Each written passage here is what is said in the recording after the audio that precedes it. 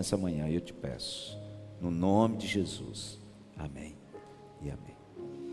Abra sua Bíblia, por favor, no Evangelho de Mateus, capítulo 4, nós vamos ler a partir do primeiro versículo. Mateus, capítulo 4, versículo 1.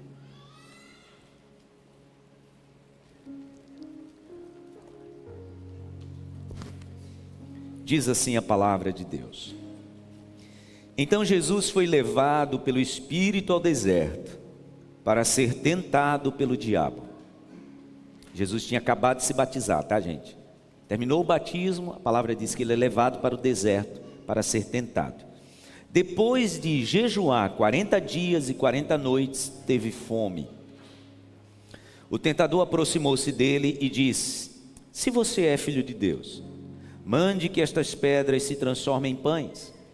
Jesus respondeu: Está escrito, nem só de pão viverá o homem, mas de toda palavra que procede da boca de Deus.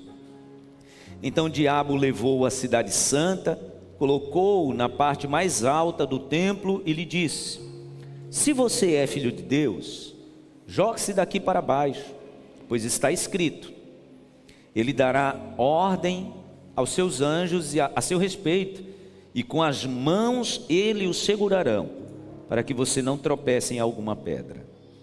Jesus lhe respondeu: Também está escrito, não ponha à prova o Senhor, o seu Deus. Depois o diabo levou a um monte muito alto, mostrou-lhe todos os reinos do mundo e seu esplendor, e lhe disse: Tudo isto lhe darei, se você se prostrar e me adorar. Jesus lhe disse: Retire-se, Satanás, pois está escrito, adore o Senhor, o seu Deus, e só a Ele preste culto. Então o diabo deixou, e os anjos vieram e o serviram. Quando Jesus ouviu que João tinha sido preso, voltou para a Galileia.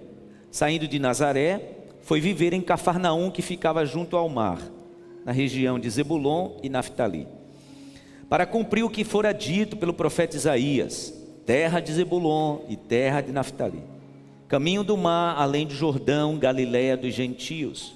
O povo que vivia nas trevas viu uma grande luz.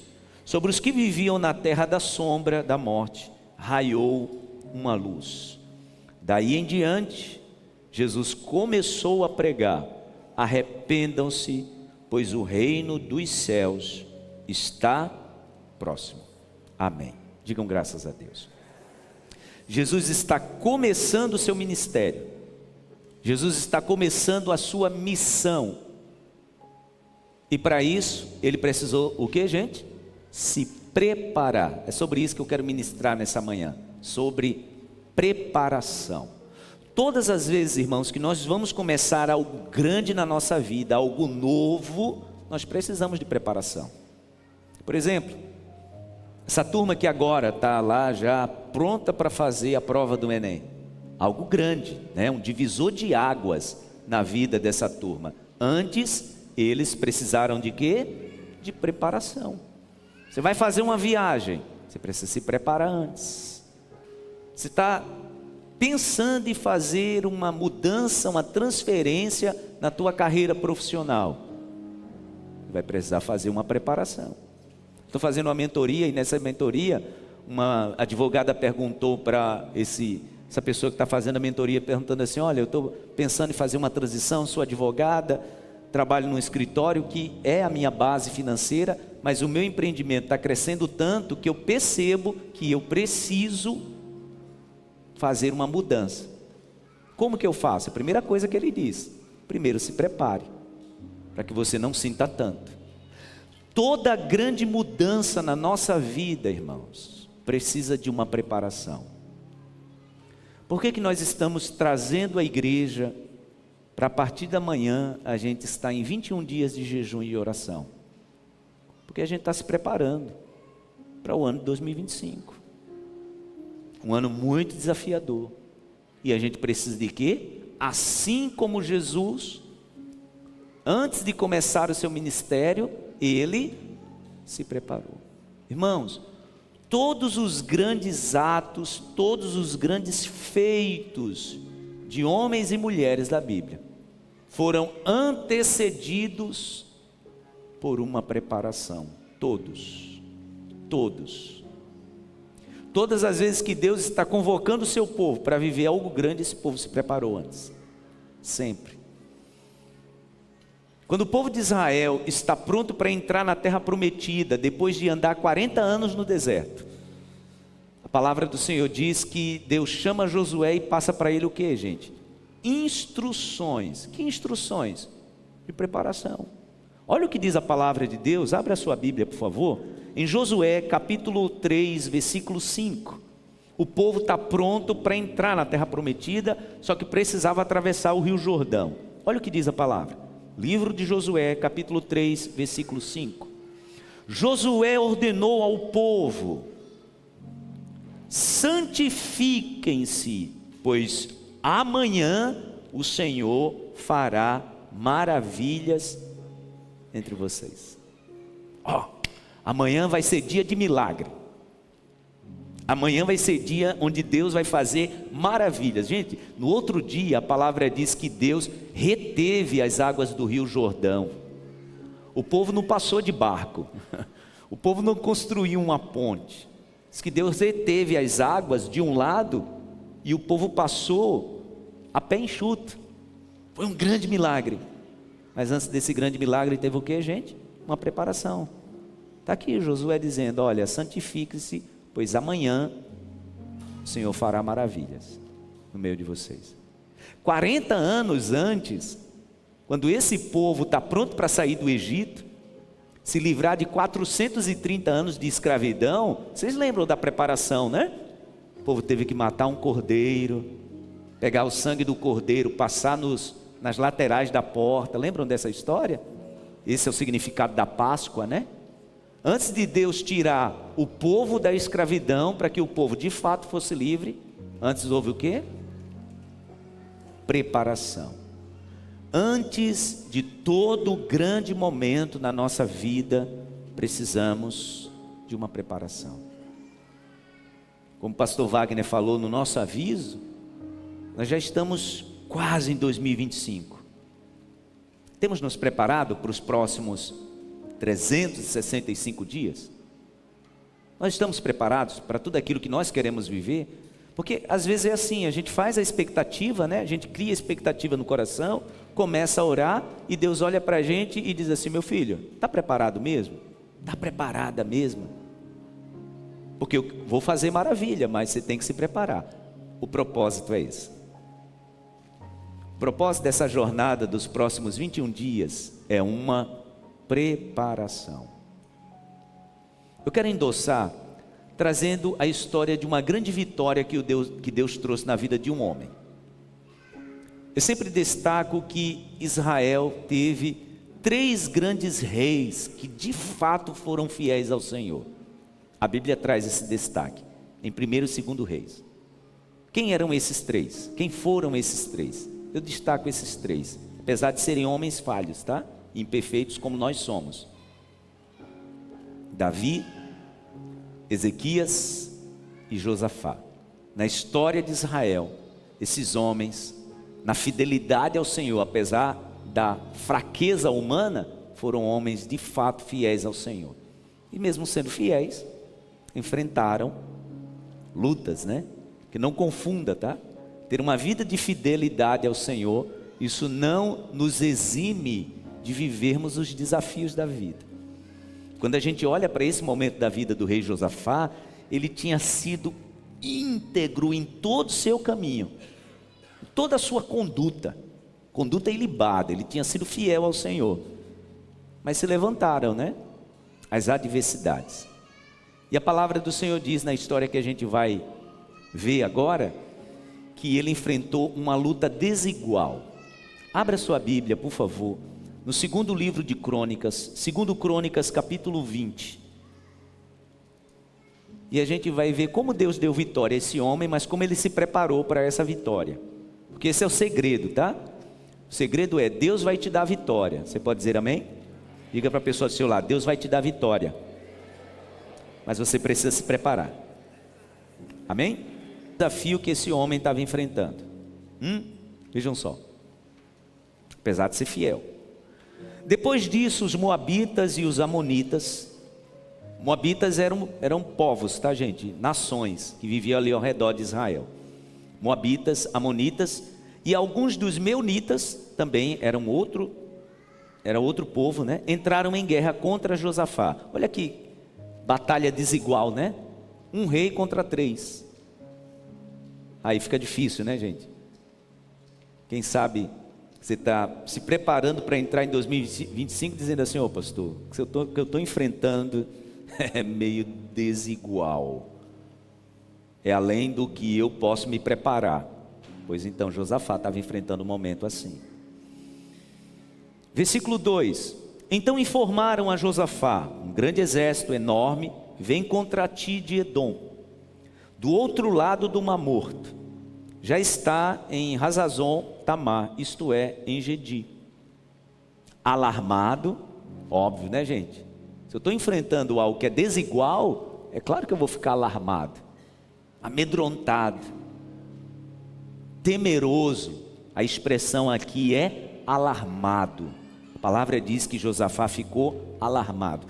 Alarmado, Josafá decidiu consultar o Senhor e proclamou o que, gente? Pedindo ao Senhor o que? Ajuda. Por quê, pastor? Porque ele estava alarmado. Às vezes, irmãos, alguns desafios que a gente enfrenta é assim, deixa a gente alarmado. A perda de um ente querido deixa a gente atônito. A perda de um emprego. Tem coisas, irmãos, que tiram o nosso chão e a gente fica assim, como Josafá.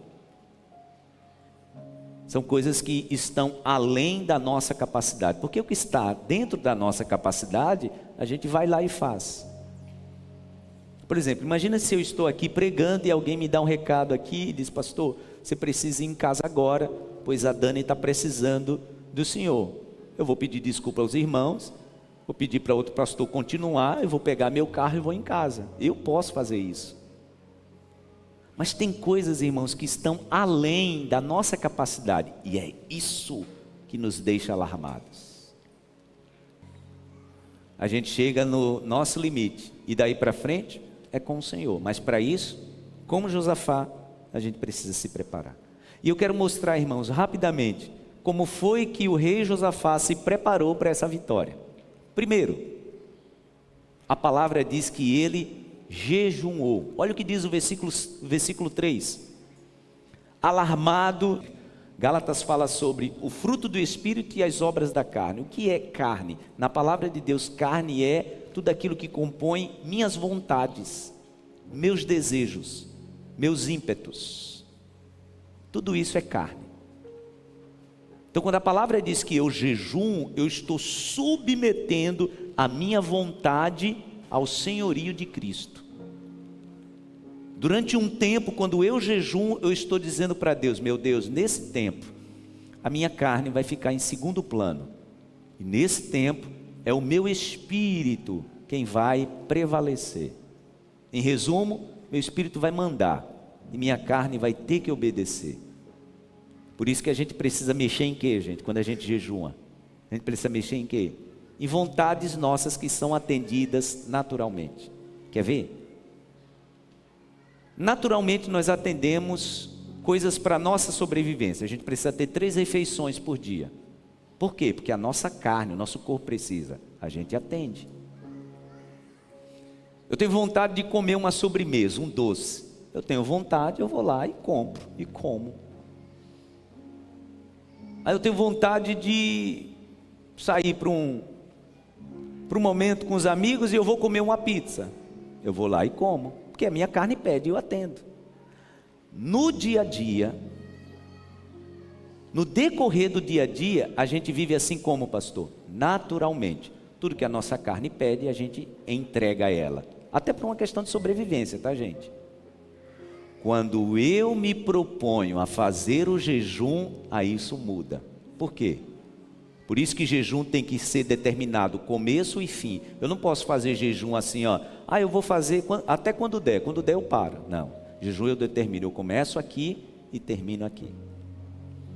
E nesse tempo eu tenho um compromisso em dizer à minha carne: você vai pedir, mas eu não vou te atender. Irmãos, acontece algo transformador de dentro para fora. Entendam, quando Josafá convida o povo e diz: a primeira coisa que a gente vai fazer para se preparar para essa batalha que a gente tem para enfrentar, a gente vai jejuar. Por quê? Porque a gente precisa ir para um outro nível de mente, de coração, de consciência, de condição espiritual. É o primeiro passo na preparação que a gente tem que fazer para vivermos coisas grandes. A primeira coisa é o jejum. Josafá fez. Segundo, a palavra diz que ele orou. Olha o que diz a palavra nos versículos 5 e 6. Então Josafá levantou-se na Assembleia de Judá e de Jerusalém, no templo do Senhor, na frente do pátio novo, e orou: Senhor Deus dos nossos antepassados, não és tu o Deus que estás nos céus? Tu governas sobre todos os reinos do mundo. Força e poder estão em tuas mãos, e ninguém pode opor-se a ti. Primeira coisa que ele fez, ele jejuou. Segunda coisa, ele orou. Ele estava o que, gente? Se preparando para viver algo grande. Terceiro, ele jejuma, ele ora. Terceiro está no versículo 13. Olha o que diz a palavra. É uma preparação, tá, gente? Todos os homens de Judá, com suas mulheres e seus filhos, até os de colo, estavam ali, de pé, diante do Senhor. Eu chamo isso de quê? De reverência. O que é reverência, gente? Reverência é uma postura. É uma postura.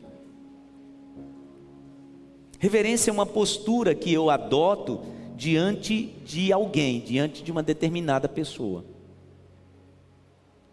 Era assim que a minha mãe ensinava, né? Eu sou daquela época, estava falando isso esses dias na escola de discípulos, com um dos nossos irmãos que é militar, dizendo para ele que eu sou daquela época em que, a professora Sônia deve ter vivido isso muito, né? Que o professor, um coordenador entrava na sala, a professora não precisava nem dizer, todo mundo ficava em pé, né?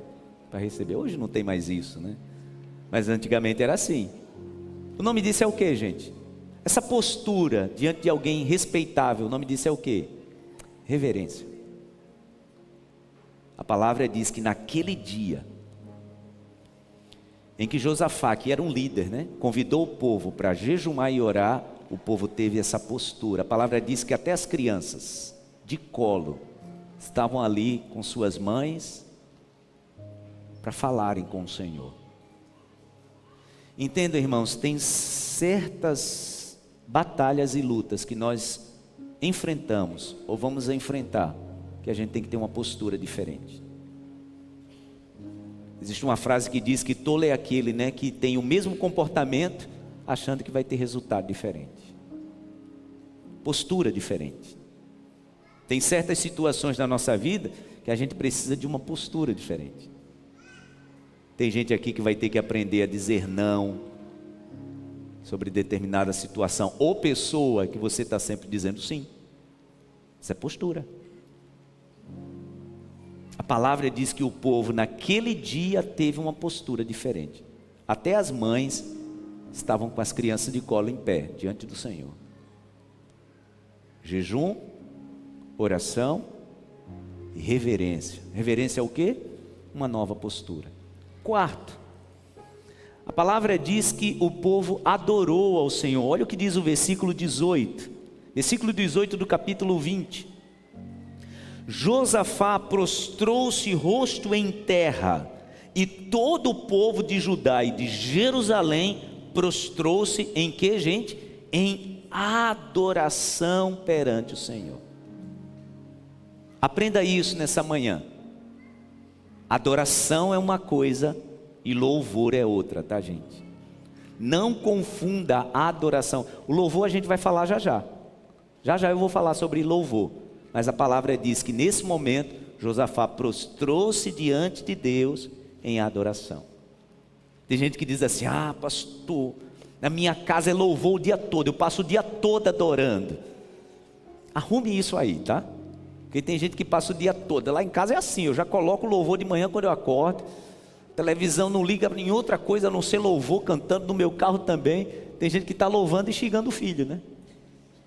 Isso não é adoração, porque a adoração também é uma postura, tá, gente? Eu falava isso no culto das 7 da manhã, para o ministério de louvor, de que a gente só pode se levantar para louvar se antes nós estivermos adorando, porque a adoração é uma postura. Então eu posso na minha casa passar o dia todo ouvindo louvor, mas isso não necessariamente é adoração. Aliás, tem gente que pode vir para a igreja, né? Vai fazer o quê? Não, eu vou para a igreja adorar. E começa o culto, você está até louvando, né? Eu lembro do dia que eu estava assim, bem perto da porta, os irmãos chegando. Não foi aqui não, tá, gente? Graças a Deus. Os irmãos chegando, e aí eu vi um casal chegando, e eu percebi que eles estavam meio brigados, né? Quando eles passaram por mim, eu ouvi, aí eu estou sendo delicado, né? Que eu estava ouvindo a conversa dos outros, mas ela falou alto. Ela disse para ele: se você não ficar quieto, eu dou um escândalo aqui dentro. Misericórdia, Senhor. Aí, gente, eu fui para perto, porque eu não ia deixar um escândalo ali dentro. Ela disse para ele: se você não ficar quieto, eu dou um escândalo aqui dentro. Aí eu já acompanhei com os olhos, vou ficar aqui, porque se começar o escândalo, eu já vou lá e faço a contenção.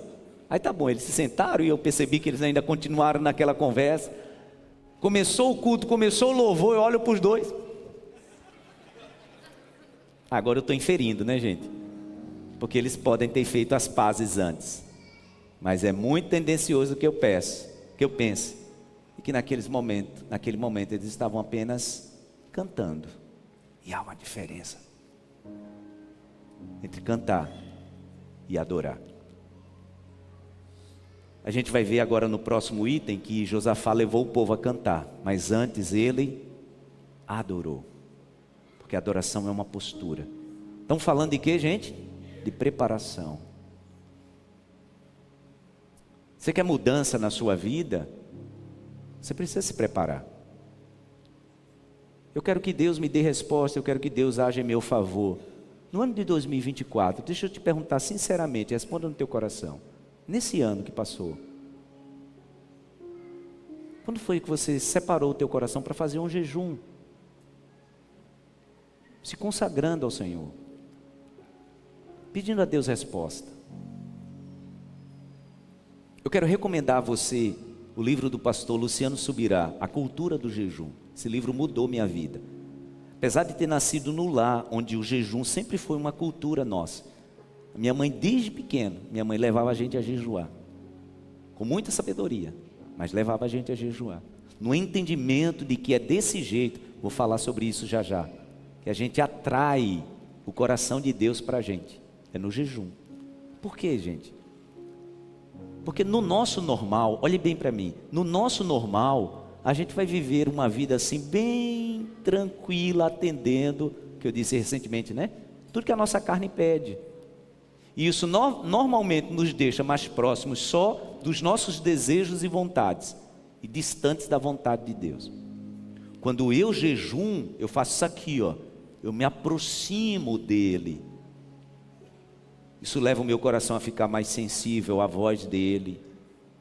Isso leva a minha alma a ficar mais sensível ao que ele quer para a minha vida. Por isso que às vezes a gente está dando, ó, cabeçada atrás de cabeçada. Oh meu Deus, por que eu não pensei? Deixa eu te dizer, se você mantivesse uma vida de jejum, Deus teria te livrado de muitos escorregões. Eu te asseguro isso. Então durante esse ano de 2024, qual o tempo que você separou para jejuar, para se aproximar de Deus? Porque normalmente, irmãos, a nossa aproximação com o Senhor é a aproximação de conveniência, né? A gente quer que Deus resolva as nossas broncas, mas Ele não pode ir além disso. É aquilo que eu falava no culto das 7 da manhã, né? A gente pega certas coisas da nossa vida e a gente diz, meu Deus, resolva, e a gente entrega. E aí Deus olha e diz assim, isso aqui não, isso aqui deixa que eu resolvo. Isso aqui deixa comigo, isso aqui é um assunto meu. E é normalmente nesse assunto que a gente diz que é nosso, que a gente está colhendo frutos dos maiores problemas. Pense se não é assim. Pense aí no teu lugar se não é assim. Josafá estava diante de um grande desafio. Ele precisava da intervenção de Deus. E para que essa intervenção chegasse, ele se preparou. O que aconteceu? Deus então levanta um profeta. Olha o que diz a palavra do Senhor. Deus levanta um profeta para falar com ele, para falar com o povo de Israel. Versículo 14. Está aí com a tua Bíblia aberta? Por favor, versículo 14. Então o Espírito do Senhor veio sobre Jaziel, filho de Zacarias, neto de Benaías, bisneto de Jeiel e trineto de Matanias, levita e descendente de Asaf, no meio da assembleia. E ele disse: escutem todos os que vivem em Judá e em Jerusalém, e o rei Josafá, fala com o povo e fala com o líder, né? Assim diz o Senhor: não tenham medo, nem fiquem desanimados, por causa desse exército enorme. Ou seja, Deus estava dizendo: eu sei que vocês estão percebendo que a batalha é desigual, é 3 contra 1. Pois a batalha não é de vocês, mas de Deus. Diga glória a Deus. Diga para a pessoa do seu lado: a batalha não é tua, é do Senhor. Você recebe essa palavra aí no teu coração? Tem certas batalhas, deixa eu te dizer, que você, por mais que seja inteligente, conheça gente influente, você tenha conhecimento, deixa eu te dizer, você não vai conseguir resolver. Você não vai conseguir. Aí entra quem? O Senhor. O profeta está dizendo isso. Não tenham medo, nem fiquem desanimados por causa desse exército enorme, pois a batalha não é de vocês, mas de Deus. Pronto, estava garantido. O Senhor estava dizendo: vocês não vão precisar pegar em nenhuma arma, eu vou lutar por vocês, eu darei a vitória a vocês. Amém? Então a palavra diz que no outro dia Josafá coloca todo o exército tendo postura diante do Senhor. E o que é que ele faz? Sexto, estão falando de preparação, né? Primeiro ele jejuou, depois ele orou, depois ele teve reverência, depois ele adorou. Olha agora, quinto, perdão. Olha o que a palavra diz, versículos 21 e 22. Depois de consultar o povo, Josafá nomeou alguns homens para cantarem ao Senhor e louvarem pelo esplendor da sua santidade, indo à frente do exército cantando: deem graças ao Senhor, pois o seu amor dura para sempre. Quando começaram a cantar e a entoar louvores, o Senhor preparou emboscadas contra os homens de Amon, de Moabe e dos montes de Seir, que estavam invadindo Judá. E eles foram, o que, gente? Derrotados. Não precisaram lutar. Por quê? Porque Deus tinha prometido. Eles se prepararam para esse milagre. Jejuaram, oraram, reverenciaram, adoraram, louvaram e por fim, para a gente encerrar, olha o que diz o versículo 20. De madrugada partiram para o deserto de Tecoa. Quando estavam saindo, Josafá lhes disse: escutem-me, Judá e povo de Jerusalém, tenham fé no Senhor, o seu Deus, e vocês serão sustentados. Tenham fé nos profetas dele, e vocês terão o que, gente? Vitória. Em outra versão da Bíblia diz: e vocês prosperarão. Sexta postura de quem quer se preparar é o que? Obediência. Josafá diz: olha, tenham fé no Senhor, vocês serão sustentados. Tenham fé nos seus profetas e vocês terão vitória. Primeiro ele jejuou, depois ele orou, depois ele teve reverência, depois ele adorou, depois ele louvou e por fim ele obedeceu. Obediência. Essa é a preparação, gente, para a vitória. Eu quero encerrar essa minha palavra trazendo para você uma explicação muito rápida e clara sobre o propósito do jejum. Então vamos lá. Primeiro, por que nós jejuamos? Por que, pastor? Porque dentro dessa preparação nós precisamos jejuar. A resposta está no livro do profeta Joel, capítulo 2, versículo 12. Olha o que diz a palavra. Joel, capítulo 2, versículo 12. Agora, porém, declara o Senhor: voltem-se para mim de todo o coração, com jejum, lamento e pranto. Como é que eu me volto para o Senhor? De todo o coração. Como? Com jejum, lamento e pranto. Irmãos, o que acontece na vida de uma pessoa, inevitavelmente, isso acontece, de uma pessoa que jejuma, é isso aqui, ó. Para se aproximar do Senhor.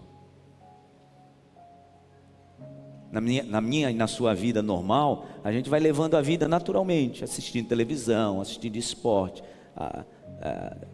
fazendo 3 refeições, lanchando quando dá. Essa é a nossa vida normal. Aí lá no meio a gente faz um devocional, no domingo a gente vai na igreja, e tudo aquilo que a nossa carne pede a gente está atendendo. Quando a gente diz assim: opa, eu vou entrar no propósito de jejum, isso tem que ser intencional, né? Quando eu entro no propósito de jejum, Joel está dizendo que eu me aproximo de Deus.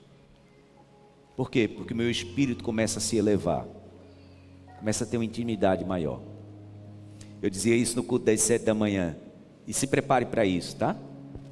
A maior transformação que você vai viver nesses próximos 21 dias de jejum, não é durante o período de 21 dias, é o que vai acontecer depois. Você vai perceber os benefícios. Eu queria até ter tempo para falar sobre os benefícios físicos, né, Márcio? Que são muitos, a ciência já comprova. Mas além desses, os benefícios emocionais, espirituais. Então por que eu jejum? Porque isso me aproxima, olhe para mim, do meu Criador. Jesus precisava começar a sua grande missão. O que ele fez? Ele se aproximou do seu Pai. Aliás, o seu pai tinha feito um elogio para ele, né, gente? Lembram? Do último versículo do capítulo 3, primeiro que a gente leu. A palavra diz que quando Jesus sai das águas do batismo, o pai grita lá do alto, né? Dizendo para ele: olha, esse aí é o meu filho amado, ele me dá muito prazer. Depois disso, Jesus foi jejuar. Para quê? Para que ele começasse o seu ministério próximo do seu pai. Jejum tem esse propósito. Joel diz: voltem-se para mim de todo o coração, com jejum, lamento e pranto. Então por que eu jejum, pastor? Porque eu preciso me voltar para o meu Deus. Segunda pergunta: qual é o jejum que agrada a Deus, gente? Qual é o jejum que agrada a Deus? Essa resposta está no livro do profeta Isaías, capítulo 58. Abra aí a sua Bíblia, por favor. Isaías 58.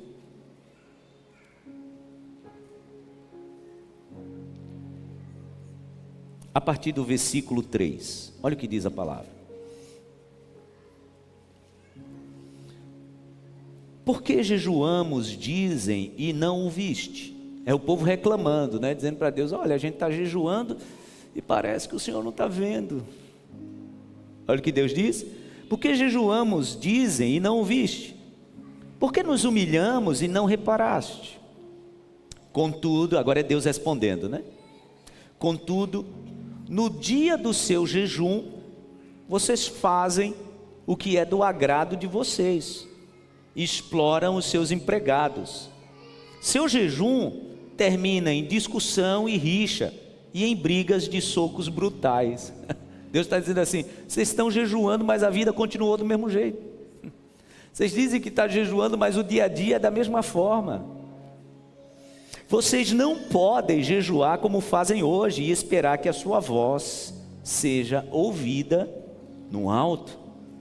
Será esse jejum que escolhi, que apenas um dia o homem se humilhe, incline a cabeça como um junco e se deite sobre pano de saco e cinzas? É isso que vocês chamam de jejum? Um dia aceitável ao Senhor? Qual é a reclamação de Deus? Vocês estão jejuando, mas depois de jejum vocês continuam do mesmo jeito. Vocês dizem que estão jejuando, mas as práticas, o costume de vida de vocês depois é da mesma forma. O jejum que desejo, versículo 6, não é este: soltar as correntes da injustiça, desatar as cordas do jugo, pôr em liberdade os oprimidos e romper todo o jugo?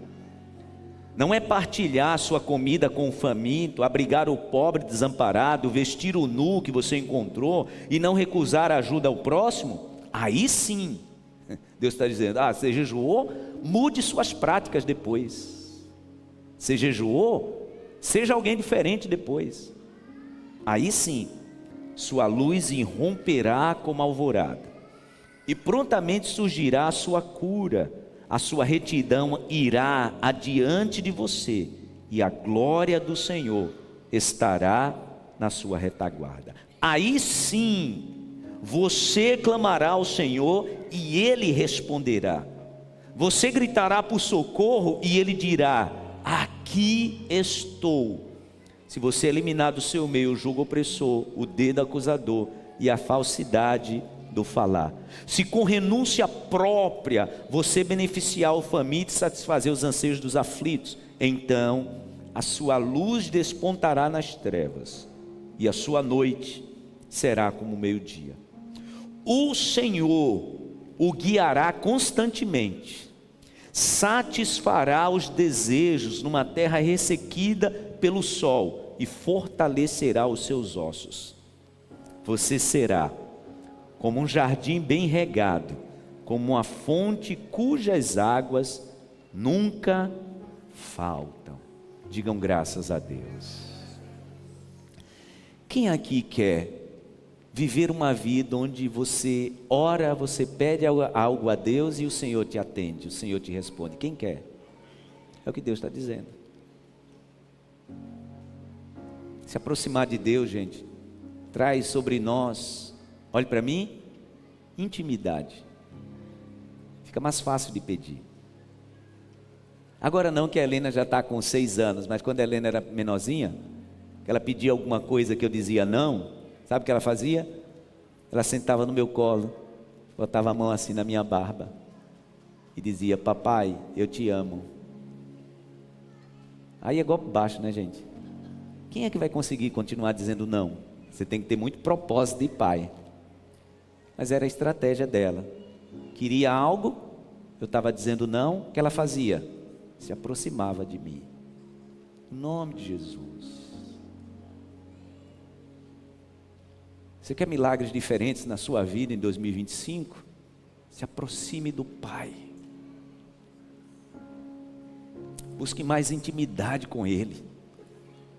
Ele está dizendo aqui que se você fizer isso, quando você clamar, Ele vai te responder. Ele está dizendo aqui que se você clamar, Ele vai estar perto, vai estar te ouvindo. O jejum tem esse propósito, irmãos. Joel 2,12 diz que é para a gente se voltar para o Senhor, por isso que a gente jejua. Entenda isso no nome de Jesus. É um convite do Pai, dizendo para a gente: olha, venham, se aproxime de mim, porque se você se aproximar, quando você clamar, eu vou te responder. Digam graças a Deus. Você pode aplaudir ao Senhor por isso?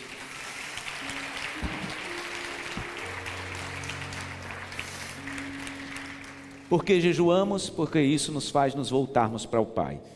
Qual o jejum que agrada a Deus? O jejum que provoca mudanças depois do processo. Terceiro, o que muda quando jejuamos? Tem gente que acha que quando a gente jejua, Deus vai mudar, né? Não, quem muda é você. No processo de jejum, quem muda é a gente, né? Quando Mardoqueu disse para Esté: olha, você precisa se levantar e falar com o rei. Esté toda temerosa, com medo, diz o que para ele? Não vou. Você não sabe que tem uma lei marcial que diz que quem se apresenta diante do rei pode ser condenado à morte? O que é que Mardoqueu disse para ela? Esté capítulo 4, né? Diz para ela: se você não fizer isso, Deus vai levantar outra pessoa para fazer. Aí ela se enche de coragem, diz para Mardoqueu: diga ao povo de Israel para jejuar 3 dias. E eu também vou jejuar, também jejuarei com as minhas servas. 3 dias ela jejua, termina o jejum. O que mudou? A ameaça de Amã mudou? Não. O decreto de morte tinha mudado? Não, mas Esté tinha mudado.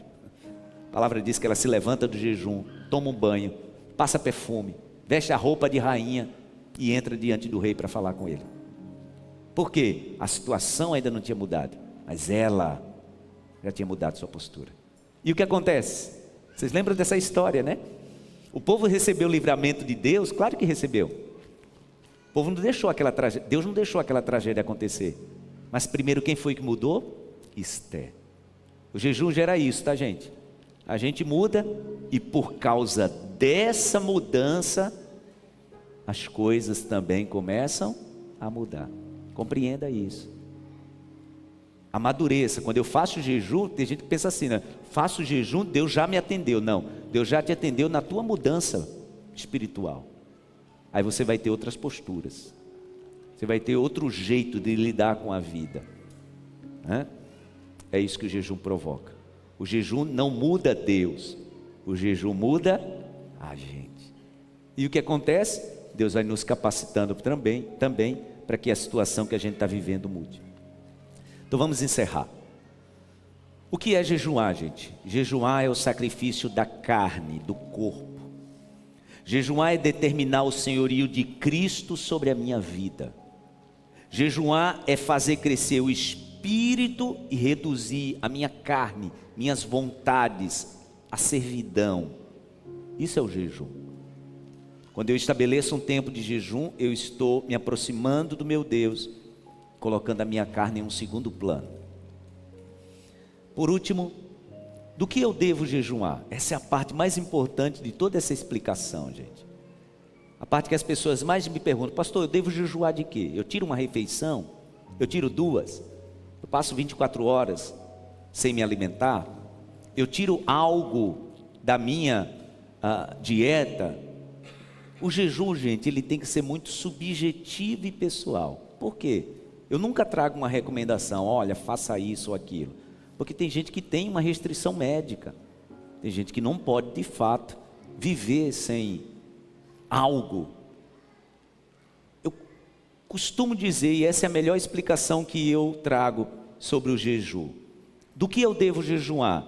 De tudo aquilo que a sua carne confortavelmente gosta e é atendida. Vou repetir: do que eu devo jejuar?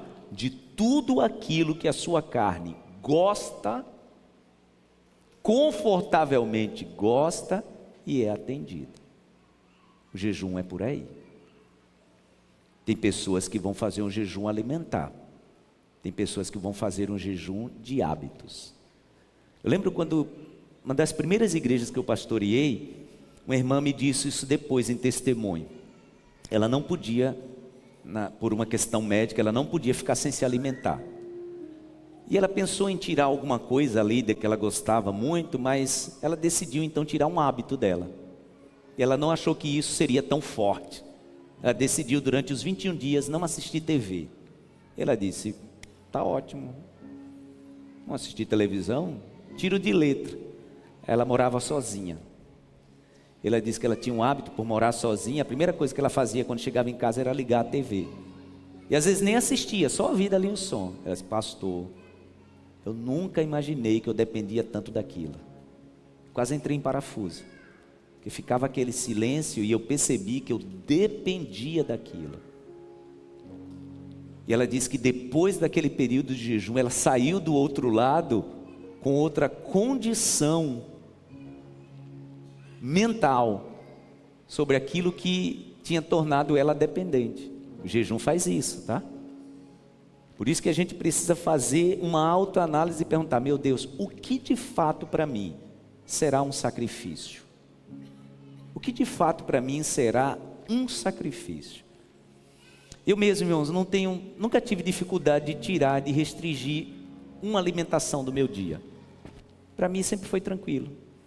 Então meu jejum sempre teve que superar. Mas quando eu ia para 2 refeições tirando, eu já sentia um pouco. Eu nunca tinha feito durante muito tempo jejum de 24 horas. E eu pensava, né, olha, eu preciso tomar alguns remédios, não posso fazer, porque o teu corpo vai começar a te explicar por que você não pode fazer, tá? Se prepare para isso. Quando você colocar no teu coração, é sobre isso que eu vou jejuar, teu corpo vai começar, mas vocês não podem por isso, vai ter aquela confraternização, e jejum é renúncia. E aqui já tem um tempo que nós, os pastores, a gente tem o costume de fazer jejum de 40 dias. Eu lembro a primeira vez que eu coloquei no meu coração para fazer um jejum de mais de 24 horas, eu pensei, não vou conseguir. E o Senhor foi me dando, graças a Deus, a habilidade de fazer. Sabe o que aconteceu? Me senti muito melhor, fisicamente, emocionalmente e espiritualmente. Você sai do outro lado, meu Deus, você sai do outro lado mais fortalecido, você sai do outro lado com a sua mente. E gente, uma recomendação que eu dou, se você nunca jejuou, procure artigos de benefícios físicos e emocionais do jejum. Estou falando nem de algo espiritual, benefícios físicos e emocionais, meu Deus, é tremendo. E espiritualmente, já expliquei nessa manhã o quanto isso nos aproxima do Senhor. Termino essa minha palavra dizendo para você, você que gosta de anotar, você que gosta de tudo descrito, né? Tem gente que gosta de tudo explicadinho. O importante é que você pegue o teu caderno de devocional, uma folha em branco e coloque: meu período de jejum, de 4 a 24 de novembro. Momento que eu terei para orar, tal hora. Quais serão os meus propósitos? Às vezes você faz a sua lista, né? Sobre o que você vai jejuar? Pelo teu casamento? Pelos teus filhos? Pela tua nova decisão de carreira profissional? Você quer ser batizado no Espírito Santo? Você está colocando o propósito de conseguir ler a Bíblia toda? Ah, pastor, já tentei e nunca consegui. Coloque isso, né? Você quer ter da parte de Deus a estratégia para evangelizar, partilhar a palavra que você não sabe como? Coloque isso, sua lista de propósitos. Propósito coletivo, irmãos, da igreja é esse, tá? Nós estamos consagrando ao Senhor os próximos 365 dias, né? E claro, tem os propósitos da igreja: ampliação, formação de nova liderança, estratégia para os próximos 5, 10 anos, sobre isso que a gente está jejuando. Mas cada um faz o seu propósito pessoal. E lá no final, você anota também: eu vou jejuar tirando isso. Anote, para que você firme um compromisso. Eu vou jejuar tirando isso aqui, meu Deus. Durante esses 21 dias, é isso aqui que eu seguirei. Esteja com isso sempre diante do Senhor, e eu tenho certeza que será uma grande bênção, no nome de Jesus. Amém? Você pode aplaudir ao Senhor por isso? Fique em pé no seu lugar. Vamos orar. Eu já convido você para colocar isso diante de Deus agora. E cuidado, tá? Com as armadilhas, pois quando você começar a colocar isso diante de Deus, vai aparecer na tua mente um monte de explicação do porquê que você não pode fazer. Vai aparecer um monte de explicação de quais são os motivos que você não pode seguir esse propósito. Vença tudo isso, em nome de Jesus. É um tempo de busca, é um tempo de entrega, é uma preparação. Deus está te preparando para algo novo. Ele conhece os teus desafios, Ele conhece tudo aquilo que você tem vivenciado nesses últimos tempos, e Ele vai te dar vitória. Mas se prepare para essa vitória, no nome de Jesus. Meu Deus, te louvamos e te adoramos nessa manhã. Preparamos o nosso coração para vivermos coisas grandes, extraordinárias em Ti, na Tua presença, porque sabemos que o Senhor tem mais. Confiamos inteiramente em Ti, não confiamos em pessoas, meu Deus, não confiamos em ninguém, apenas no Senhor. O Senhor nos dará vitória. Eu creio nisso, e eu creio que os próximos 365 dias serão dias de milagres. Não somos infantis, sim, serão dias intensos também, de muitos desafios, mas de muitas vitórias. Eu creio nisso, e queremos passar por tudo isso louvando, adorando ao Senhor, bendizendo o Teu nome, Ah, meu Deus, eu creio que grandes e extraordinárias coisas o Senhor tem para fazer na vida dessa tua filha e desse teu filho. Por isso, estamos nos preparando para isso, te louvando, te adorando e bendizendo o teu nome. Em nome de Jesus te agradecemos. Levante as mãos para os céus e louve ao Senhor.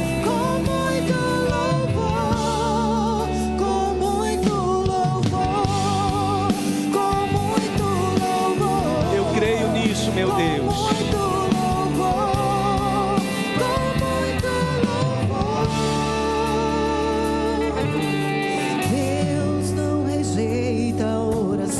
Oração é o quê?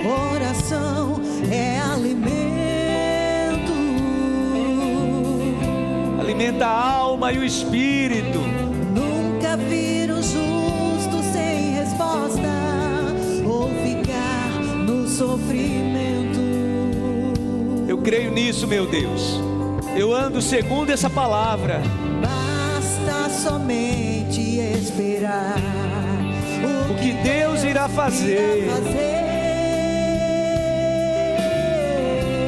Ele está com a mão estendida sobre a tua vida. Quando Ele estende suas Eu creio mãos, nisso. É a hora de vencer. Então louve. simplesmente louve. Eu creio Tá nisso. chorando, louve. Eu me guio por essa palavra. Precisando, louve. Tá sofrendo, louve. Estabeleça a sua fé nessa manhã, nessa palavra. Louve. Seu louvor invade o céu. Deus vai na frente.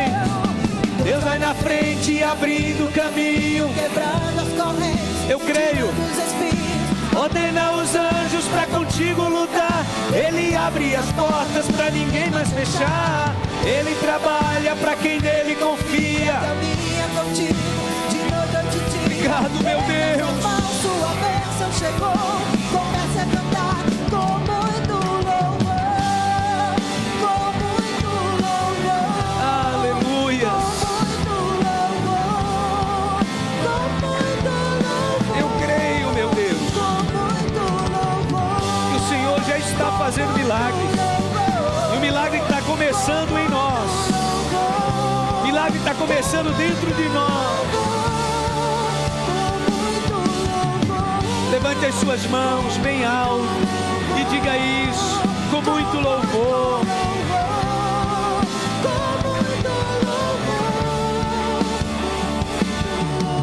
A gente precisa. O que Deus está falando? O que Deus está falando? Às vezes dá uma impaciência, né? Quando Ele fica em silêncio, é porque está trabalhando. Eu creio nisso, meu Deus. Basta somente esperar o que Deus irá fazer.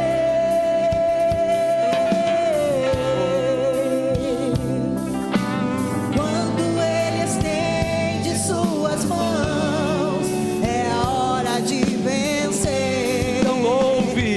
Então louve, simplesmente louve. Tá chorando, louve. Precisando, louve. Tá sofrendo, louve.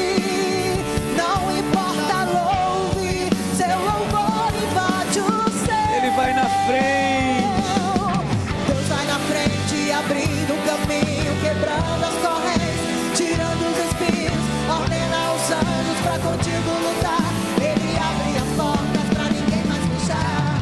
Ele trabalha pra o que nele confia, caminha contigo. Obrigado, meu Deus. Erga suas mãos, sua Obrigado, bênção meu chegou. Deus. Comece a cantar com muito louvor, com muito louvor, com muito louvor, com muito louvor, com muito louvor, com muito louvor, com muito louvor, com muito louvor. A Aplauda ao Senhor bem forte. Bendito é o teu nome. Bendito é o teu nome, para sempre exaltado. Abençoe quem está perto de você com a palavra de bênção.